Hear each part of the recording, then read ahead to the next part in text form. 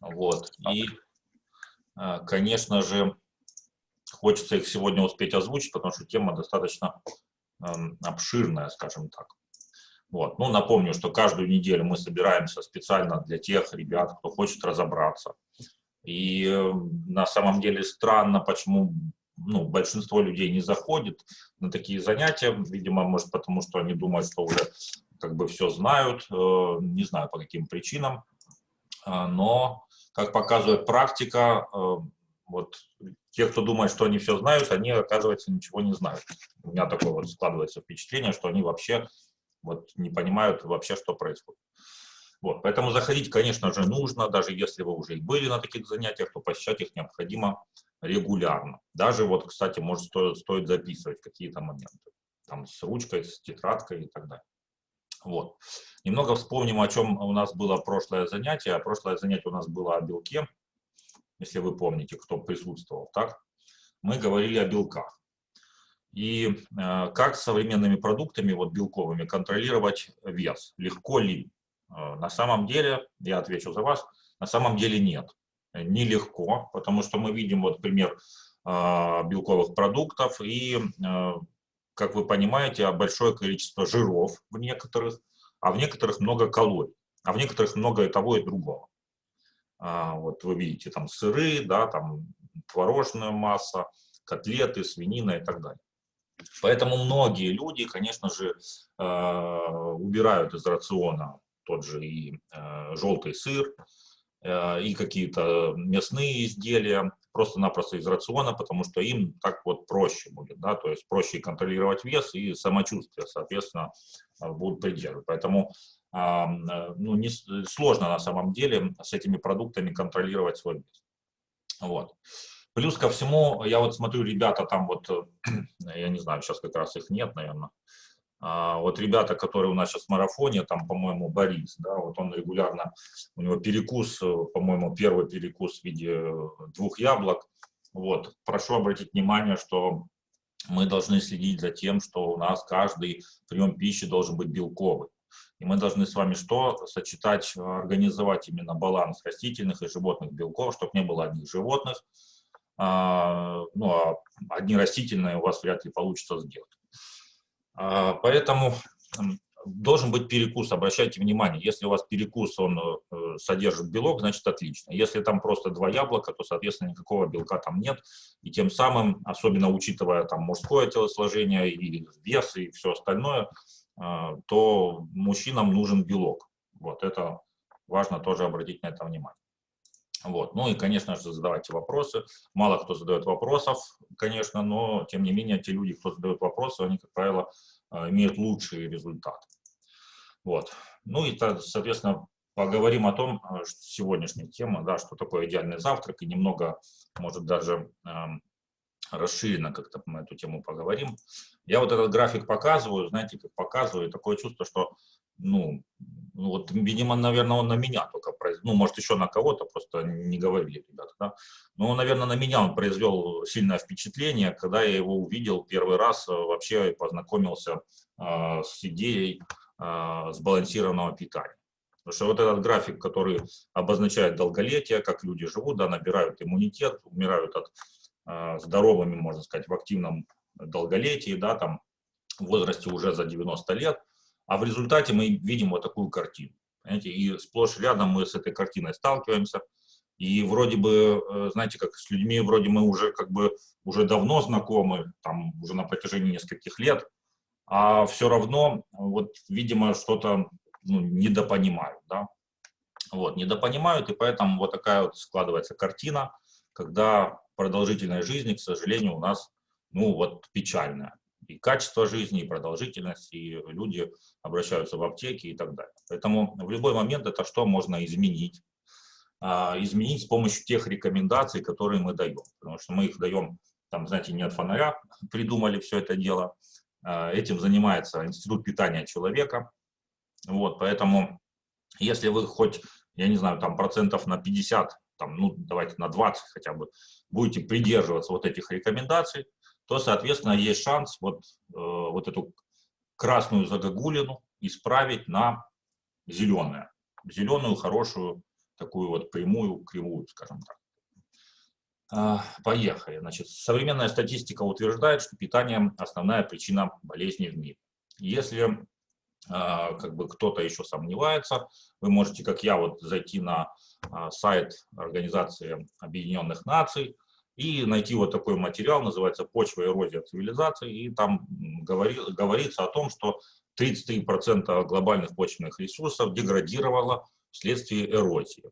Там, соответственно, вымываются питательные вещества с этих земель, и земли становятся непригодными для выращивания сельскохозяйственных каких-то там, значит, этих делов. Вот. В результате чего мы сталкиваемся с тем, что к 2050 году уровень вот этих пахотных плодородных земель будет снизиться до уровня 1960 года. То есть мы вернемся с вами на 100 лет назад. Ну и в результате этого, соответственно, больше и больше людей у нас рождается, и уже почти около миллиарда человек находятся в условиях, при которых у них не хватает просто голод, в условиях голода. Вот, и эта цифра будет увеличиваться. Кстати, скажу наперед, что компания Herbalife Nutrition как раз борется с этой проблемой и помогает вот этим ребятам. У них запущена целая глобальная, как сказать, акция, такая помощь вот этим вот людям, которые голодают. Они обеспечивают их продуктами качественного питания. И мы все, вот все, кто использует продукты в своем рационе компании Herbalife, тем самым как бы косвенно является помощником вот в такой глобальной вот проблеме. Поэтому тоже стоит обратить внимание на этот факт. Вот. Ну и почвы, это вот то же самое, что я говорил, как это истощение запасов, да, ухудшение урожайности культур, химические удобрения там используются, в общем, борьба с вредителями.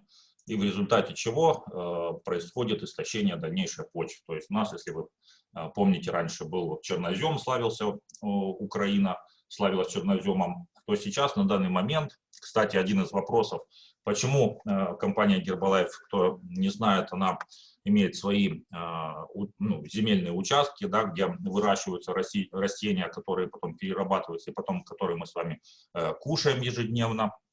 Так вот, задавали вопрос, почему не использовать наш великий чернозем вот для этих всех полей, да, выделить тут в Украине.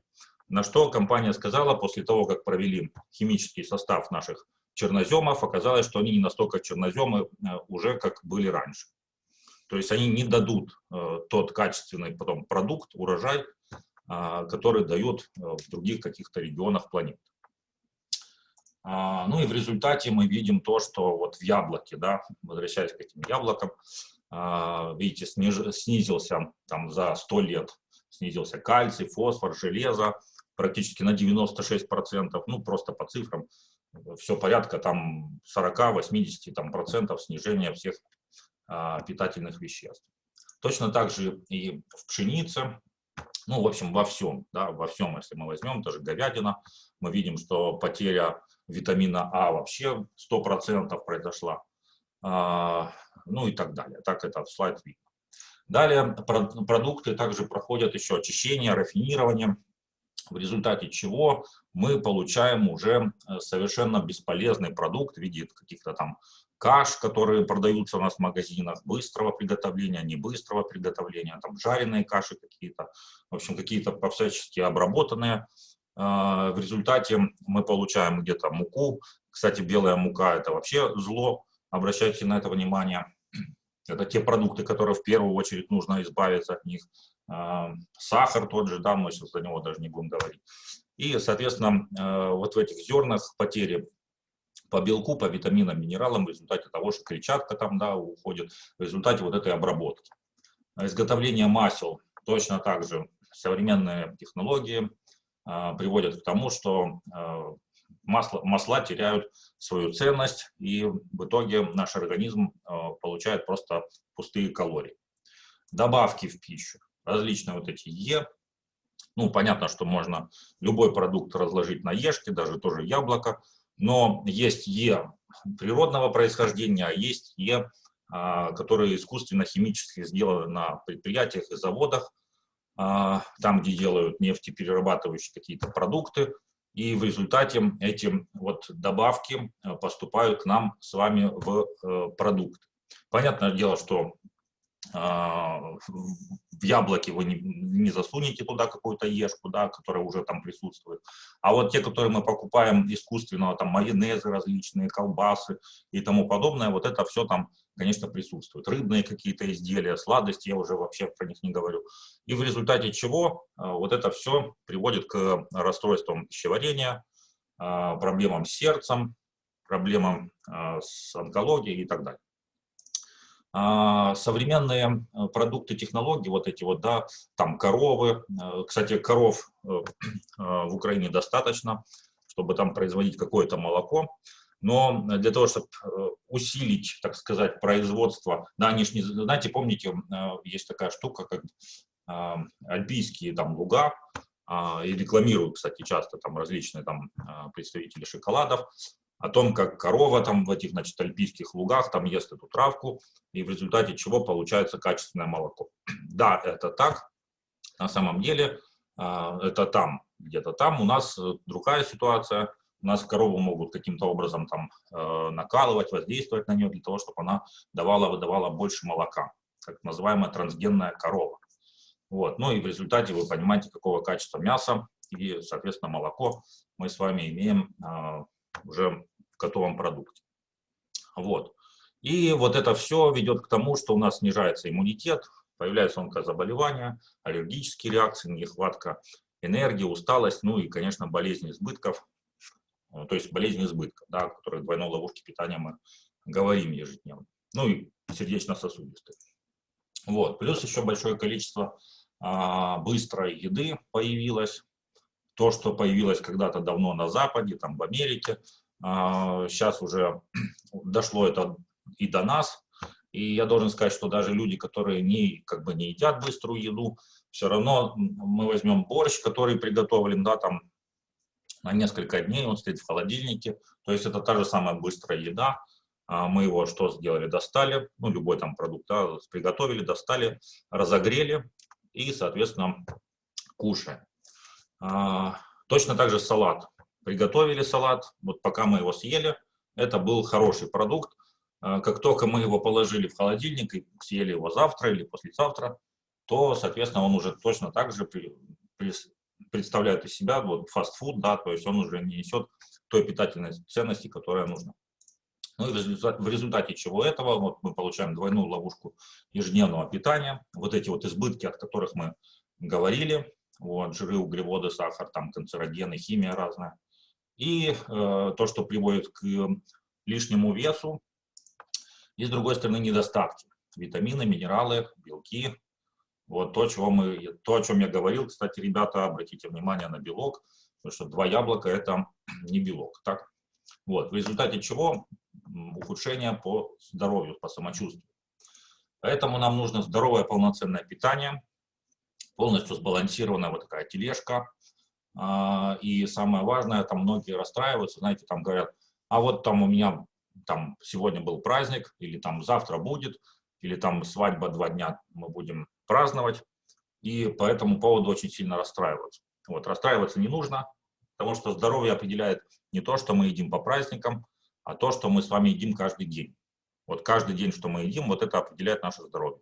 То, что у нас там выпало несколько дней на праздниках, ничего страшного. Главное, что вы вернетесь потом к питанию, которое вам поможет все это дело восстановить и, ну, восстановить. Вот, в результате чего вот это вот избытки и недостатки. Это двойная ловушка питания, которую нужно все-таки понять, потому что, я повторюсь еще раз, с ребятами общаюсь там год, 2, 3 года, и все равно вот они этот слайд, видимо, видят, но не понимают.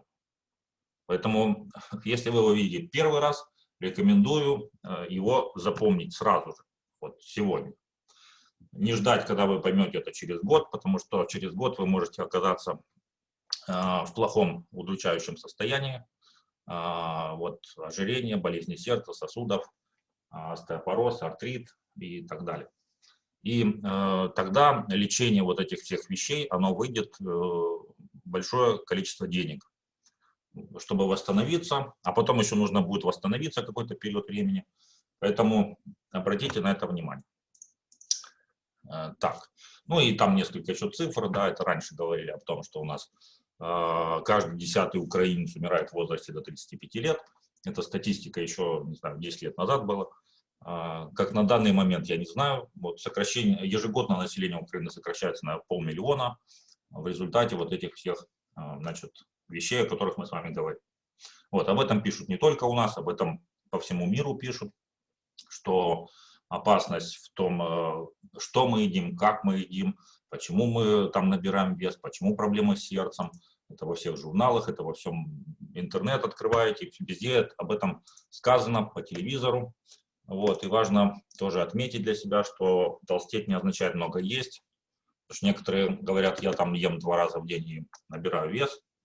А терять вес не означает, что терять именно жир, потому что вы можете терять мышечную массу, вот тут недостаток белка, и в результате чего вы вес-то потеряете, но это не добавит вам здоровья. Вот, поэтому важно обратить внимание на то, что окружность вашей талии, да, у мужчин не должна превышать 94 сантиметра, а у женщин 82 сантиметра. Если талия более 102 у мужчин и 88 у женщин, то это уже повод тревоги. Тревоги, задуматься и начать все-таки с этой талией что-то делать. Плюс ко всему, опять же, вернемся к нашим сегодняшним реалиям, да, вирусы эти, и люди, которые имеют избыточный вес, у которых были проблемы там, с какими-то хроническими заболеваниями, они подвержены вот этому, еще сильнее находятся в той опасной зоне, где этот процесс болезни проходит очень тяжело. И опять же, очень сложное восстановление. Поэтому важно обратить внимание в первую очередь на что? На завтрак. Потому что с чего начинается вот неправильное питание? Начинается оно именно утром. Вот чем мы сегодня завтракали. И самое интересное, что вот опять же вернусь к людям, которых я знаю год, 2, 3. Вот они вроде бы завтракали нормально, потом проходит время, может они давно не были на занятии по завтраке, и возвращаются опять к каким-то своим завтракам, ну, как бы привычным для большинства людей. Вот. И это все приводит к тому, что, вот, ну, видите, такие типа углеводный завтрак, некоторые отсутствие завтрака. Ну, слава богу, что эти ребята хоть за 2 года поняли, что отсутствие завтрака это плохо, вот, и пытаются что-то как-то сбалансировать. Вот, поэтому, но в течение дня вот получается следующая картина. Человек набирает другие продукты, неправильные продукты. И, ну, может, они не так, конечно, выглядят, но, тем не менее, это все приводит к плохим последствиям, потому что завтрак начался не так, как он должен был начаться. Вот. Либо вот так вот выглядит современное, ну, питание в течение дня, да, там хлебушек белый до сих пор там у кого-то проскакивает, там вот эти вот всякие молочные шоколадки, ну и так далее. Там вермишелька, картошечка. Вот. Поэтому почему так происходит? Потому что люди некоторые говорят, мы едим глазами, мы говорят, что я ем то, что мне нравится, я там чувствую свой организм, вот организм у меня требует, вот требует именно вот это съесть почему-то. Но не задумываются о том, что на самом деле глаза тут ни при чем, а этими всеми процессами руководит поджелудочная железа. Это орган нашего тела, который вырабатывает пищеварительные соки и такой гормон инсулин. Вот такая вот поджелудочная железа. И она, в результате чего она управляет нами, ну, вот этими людьми. И люди совершают, не задумываясь, разные плохие вещи со своим организмом. То есть не то, что-то едят. Зачем мы вообще питаемся? Важный вопрос. И оказывается, мы состоим из клеток. Их до 100 триллионов этих клеток. И каждая клетка нашего организма нуждается в питании. Видите, вот тут как раз показано процесс деления клетки, да, что происходит вообще в нашем организме, вот как-то вот так образно. Так. И мы должны накормить клетку. Потому что если мы клетку не накормим, то, соответственно, как результат, мы столкнемся с различными всякими проблемами по здоровью. Вот, поэтому процесс вот этот получения клеткой питательных веществ и выведения продуктов распада, скажем так, ну, то есть метаболизма вот этого, вот это и есть метаболизм, вот, обмен веществ. И многие врачи как раз говорят, что у человека проблема с обменом веществ, там, метаболизмом, у вас нарушен, нужно, я не знаю, там, выпить какую-то таблетку, вот, но сами врачи на самом деле не совсем понимают, что это такое, да. То есть у них есть протокол лечения определенных вещей, а как заботиться о клетке, когда, допустим, она состоит на 73% из воды. И так как клетка ежедневно питается, ей нужно еще очищаться. Кстати, важный момент, мы поговорим, если успеем, о воде. Я должен вам сказать такую вещь, что вот у меня, вот говорят, у меня не получается пить воду, или я не задумался. Вот.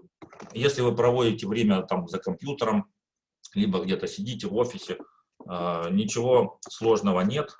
Я на своем примере знаю, вот берешь 1,5 литра воды, добавляешь туда наш чай, вот, и ставишь на стол, и вода прекрасно пьется, вот, просто даже за несколько часов, ну, там, за 3-4 часа спокойно 1,5 литра можно выпить. Но если эта бутылка не стоит рядом, то выпить ее сложно. И многие просто не допивают воду, поэтому, соответственно, не заботятся об очищении вот этих самых клеток. Кстати, возвращаясь к вопросам вот этого коронавируса, врачи, которые действительно разбираются в этом, они как раз рекомендуют большое количество воды, когда уже человек заболел, да, там, то, соответственно, пить много воды. Почему нам не начать это делать раньше, спрашивается, да? Вот, поэтому, кто не пьет воду, пожалуйста, своя норма 1,5-2 литра воды, там, может, 2,5, у кого большой вес, обязательно нужно выпивать воду. Вот если вы не выпиваете, даже можете посмотреть на результаты по весу, вы сегодня не допили воду, завтра встали на весу, у вас плюс. Или там ничего не изменилось. Если вы воду допили, то, соответственно, что на следующее утро у вас будет минус, если вы выпили норму воды сегодня. Поэтому позаботьтесь обязательно о том, чтобы у вас была бутылочка, вот, вы набирали туда водичку и пили. Это будет хорошим, как сказать, профилактикой всего. И плюс ко всему мы будем очищать нашу клеточку, которая на 73%, повторюсь, состоит из воды. Она должна кушать и очищаться. Кушать и очищаться. Так, далее. И вот ученые установили вот эту вот прямую зависимость между неправильным завтраком и многими проблемами по самочувствию. Днем, видите, вот две группы питательных веществ, грубо говоря. Мы днем едим первую группу, это жиры, белки, углеводы. Все едят жиры, белки, углеводы. И зачем мы их вообще едим? Они нам дают энергию. Мы машинку свою заправляем, вот, и обязательно мы едим, потому что нет такого, что мы сегодня наелись, там пошли день рождения, вот у нас был такой, и говорит, завтра все, я завтра ничего не ем. Вот, и он наедается, так сказать, до полного живота, так сказать, человек. Но на утро он все равно встает и все равно что-то ест. Такого нет, чтобы он на следующий день ничего не ел. Так вот, эта группа элементов тратится в течение дня, а ночью вторая группа элементов – это питательные вещества, которые мы съели, кстати, еще с утра. Вот то, что мы с утра съели, оно ночью как раз будет доходить в клеточки и там усваиваться. Если вы с утра съели что-то плохое, то, соответственно, ночью ваши клетки получат для восстановления вот то, что вы съели плохое.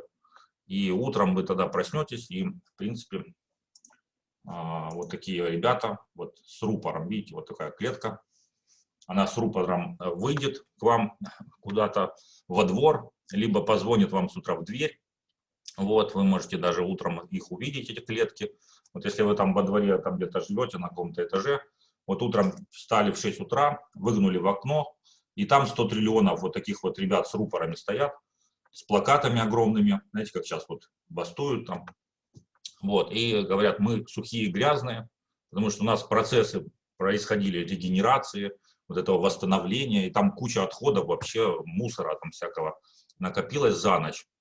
И мы хотим умыться, нам нужна вода. Токсичные, потому что вот эти отходы как раз и вызывают процессы самоотравления организма. Соответственно, если вы не уберете эти отходы, то будет очень плохо пахнуть и вообще всякие воспалительные процессы начнутся. И голодные, потому что мы потратили много энергии, и нам нужно восстановиться, нам нужно 114 питательных веществ, говорят эти клетки, и в том числе белок, витамины, минералы. Вот, и зачастую люди дают, в общем, непонятно что. Ну, в самом плохом варианте это простые углеводы, какие-то кашки там быстрого приготовления или даже какие-то, не знаю, гречку отварили и съели. Вот, соответственно, это сахара. И в результате чего начинают вот такое скачки. Об этом сейчас говорят вообще все диетологи. У нас, когда с утра углеводный завтрак, то уровень сахара, вот как на этом слайде видно, он повышается красными, видите, этими стрелочками. И у нас в этот момент происходит разрушение сосудов. Кровь становится вязкая, сосуды воспаляются. И в результате чего наш организм, ну, если бы вот этот процесс как-то он не регулировался, то, наверное, бы люди, вот так картинка вот с продолжительностью жизни, она бы, наверное, заканчивалась еще раньше, чем 50 лет. Но так как организм умная машина, он начинает вырабатывать, поджелудочная срабатывает, вырабатывает гормон инсулин. И вот этот инсулин, вот синеньким нарисовано, огромное количество его выбрасывается. И тем самым он уводит лишний вот этот сахар в жиры, внутренний жир, так называемый, начинает откладываться. И когда вот этот уровень сахара был высокий, он потом падает ниже нормы, в результате чего наступает голод по углеводам, состояние, ну вот, кстати, у диабетиков, когда уже поджелудочная, ну, уже такая плохо работает, да, вот они тоже, у них, если они не уколятся инсулином там или что-то там не дадут сладкое, то у них состояние такое как сказать, в общем, до потери сознания, скажем так, вот так лучше. Вот, и вот этот такой момент наступает, вот этот голод, не в плане того, что мы поели же еще вот когда-то 2 часа назад, но мы есть-то, может, не хотим, но вот это вот состояние, когда уже руки трясутся, нужно что-то делать, и, как правило, люди, вот обычные люди, они опять же дают углеводы и говорят, вот у меня зависимость. А зависимость от чего? Ну, вот она, зависимость и появляется, да, от простых углеводов. Опять у нас срабатывает инсулин, ну и, в общем, такой процесс много-много раз. В результате чего сахар разрушает наши сосуды, дает усталость, голод, раздражительность, беспокойство, стресс, повышенное накопление жира в организме, и как результат, видите, что происходит с сосудами. Вот, понимаете, я, опять же, вернусь к этой, вот, у меня просто эта неделя прям какая-то достаточно, как сказать, тревожная оказалась, когда человек 3 года вот не может понять, что нужно завтракать таким образом, и периодически завтракает, то не завтракает, завтракает, не завтракает, потом попадает в больницу, и вот у него вот такие сосуды, как вы видите сейчас вот там, на вот этой вот картинке. То есть с лишним весом он так и не поборолся, а завтрак забросил. И в результате чего вот эти стенты ставят, специально расширяют сосуды, потому что сосуды вот в том состоянии, вот в котором они вот сейчас на этой картинке.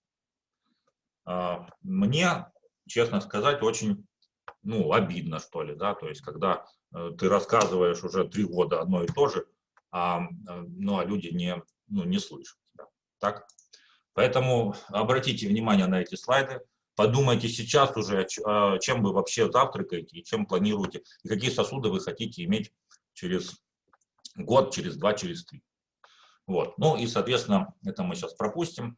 Последствия питания не только сосуды, там это и головная боль, и головокружение, там и проблемы с пищеварением, хроническая усталость, плохой сон, углеводная зависимость, раздражительность, стресс – это то, о чем мы говорим. Вот.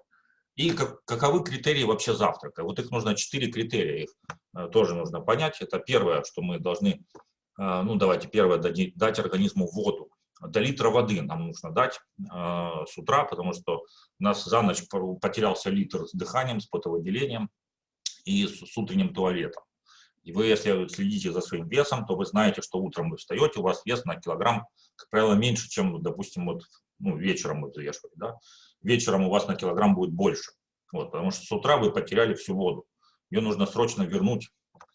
Второе – это дать организму питательные вещества, то есть восстановиться, дать клеточкам строительные материалы, и, соответственно, то, что вы с утра положите себе в рот, то где-то там, допустим, в клетке, там, я не знаю, там, не знаю, ноги, попадет, к примеру, ночью. Вот то, что мы с утра съели, вот оно там по кровеносной системе туда дойдет. Так, поэтому важно, чтобы вот то, что туда дойдет, оно было с белком, с витаминами, минералами. И следующий наш организм должен получить энергию, так, энергия зарядится с белковой пищи, а не с углеводной. И, соответственно, тем самым завтрак не должен поднимать уровень сахара в крови. Если вот это все 4 критерия вместе срабатывают, то в результате у нас сахар не повышается с самого утра, и тем самым уровень инсулина тоже не повышается, и мы можем контролировать вот эти вот процессы в нашем организме легко, спокойно, комфортно с самого утра. Вот так это все выглядит. Вот. Ну и есть решение проблемы этой, о которой мы говорили, вот этого всего питания несбалансированного, некачественной еды, земельных почв, воздуха, кислорода и так далее, все что-то у нас накопилось, вот этих добавок разных. То есть есть решение, потому что если бы, ну, как сказать, эту проблему никто не решал, а вы знаете, что умные люди всегда находятся, они решают всякие проблемы, и, как правило, эти люди находятся где-нибудь там в Америке. Вспомним, Илона Маск там решает какие-то свои космические задачи.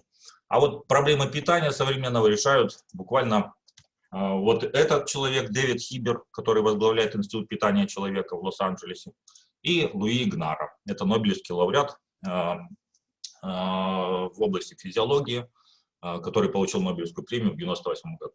И вот эти ребята, и там еще ряд ученых, докторов с докторской степенью, их там больше 30 человек еще, и плюс еще 300 ученых, вот это все дело вместе разработали они функциональные продукты, которые включают в себя, это про завтрак я говорю, 8 основных ингредиентов, это пищевые волокна, витамины, минералы, полезные жиры, антиоксиданты, в общем, все это на травах сделано, и вот это все дело они объединили в завтраке.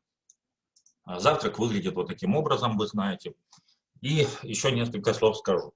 Опять немного от завтрака там отодвинемся, да. Значит, в период вот такой вот, я просто тоже сталкиваюсь со своими близкими ребятами, когда у нас есть завтрак, у нас есть база. Знаете, как это, ну, это вот самая минимальная надстройка, вот то, что мы там, да, алоэ чай коктейль. Вот я следующий слайд включу.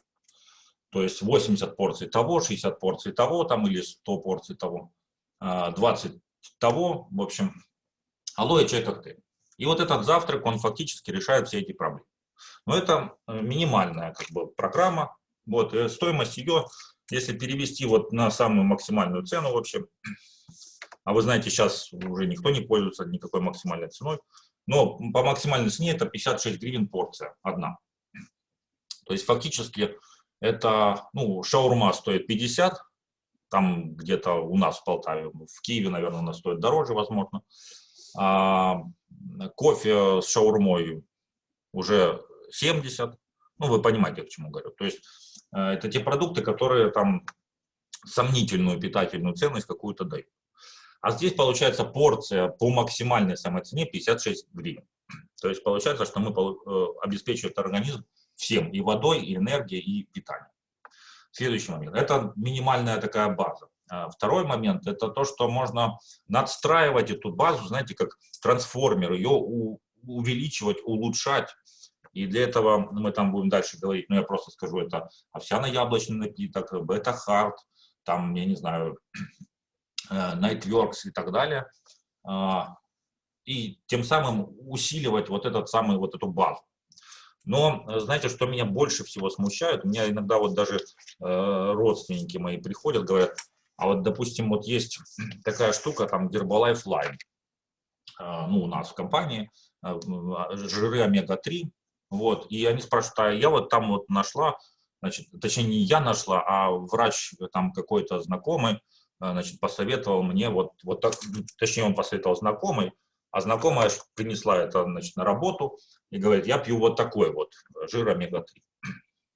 И она меня спрашивает, а что если вот такой? Я говорю, знаете, то есть, ну, конечно, можно же, наверное. Но дело в том, что Институт питания человека разработал таким образом и компания Herbalife за этим следит, что все питательные вещества в каждом продукте, они друг друга дополняют. Вот, к примеру, есть формула-1 коктейль, есть формула-2 витамин.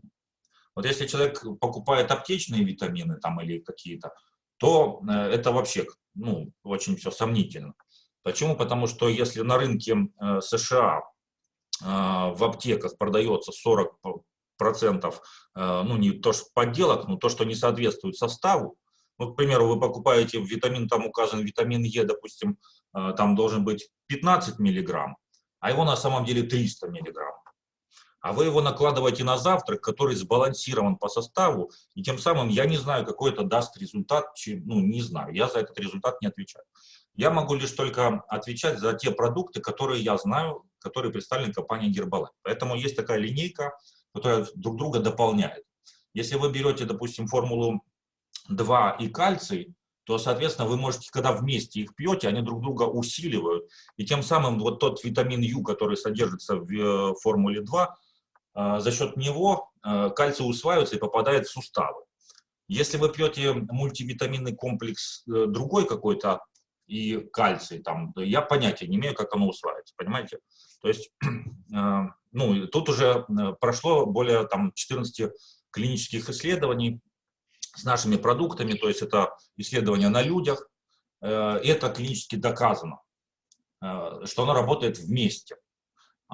Если пытаться, знаете, как с машиной, если вы купили Мерседес, оставить ее сиденье, допустим, туда от запорожца или двигатель от запорожца, то, соответственно, машина Мерседес, она как бы, ну, даже, как сказать, производители Мерседеса, они очень обидятся, это раз.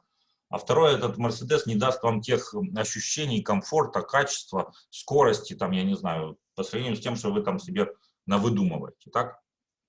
Точно так же, вот если для девочек есть такая браслеты Пандора, я не знаю, вот знаете вы, когда человек покупает там браслетик и цепляет на него какую-то штучку, потом там через год там на день рождения ему дарят еще одну штучку, либо, и она так вот дополняет этот браслет разными составляющими.